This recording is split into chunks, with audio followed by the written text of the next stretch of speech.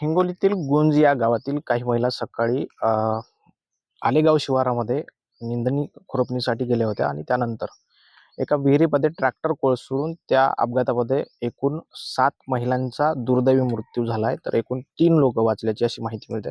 ज्या गावातील ह्या महिला होत्या, वस्तीतील महिला, त्या वस्तीवरती मी सध्या आहे आणि या ठिकाणावरती सध्या दुःखाचा डोंगर कोसळलेला आहे.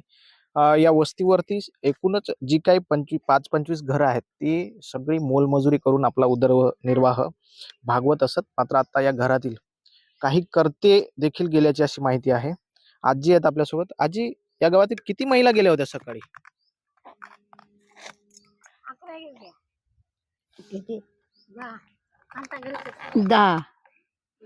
मला सांगा की तुमच्या कुटुंबातील कोण कोण महिला होत्या? आमच्या कुटुंबातल्या 2 महिला गेल्या आणि एक नंदवई गेला आमचा सोयरा. ते नंदवई परत आला आणि 2 महिला गेल्या. बरं, त्यांची काय मुलं बाळ वगैरे काय करत होतात? ते शेतामध्ये काम करीत होत्या. एक मुलगी हे का सोबत, हे छोटी आहे, मोठी मुलगी आणि नंदबाई गेल्या. सगळे महिलाच दिसत आहेत, वयस्कर महिला दिसत आहेत. सगळे बाहेर गावी पण कामाला जातात? बाहेर गावी गेलेले आहेत काय, पण इथं गेलेले हे शेतामध्येच करतात. बरं, काय साधन काय, शेती वगैरे आहे की सगळेच रोज? नाही काहीच नाही, शेती लोकांचीच काम मजुरी करून खातात. शेतामध्ये नाही, काय नाही. आजी आहेत. आजी, तुमच्या कुटुंबातलं कोण होतं? आमची बापू ही होती, बापू बहिणीची पोरगी, सख्या बहिणीची पोरगी, चुलत हा नाती एक तिच्या संग पोरगी. किती लोक वाचलेत? 3 वाचले त्यातले. 7 मेली. बरं. हा, एकूणच सगळे लहान लहान लेकरं दिसत आहेत. काय ताई, मागणी काय?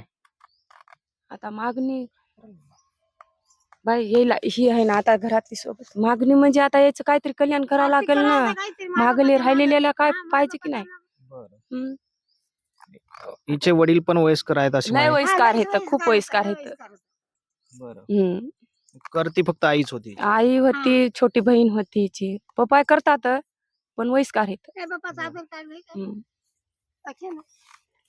तर हे सगळे मयतांचे नातेवाईक आहेत आणि एकूणच या वस्तीतील 7 महिलांचा या घटनेमध्ये दुर्दैवी मृत्यू झालाय आणि मृत्यू झालेल्या महिलांना आर्थिक मदत करावी अशी मागणी या नागरिकांनी केली आहे.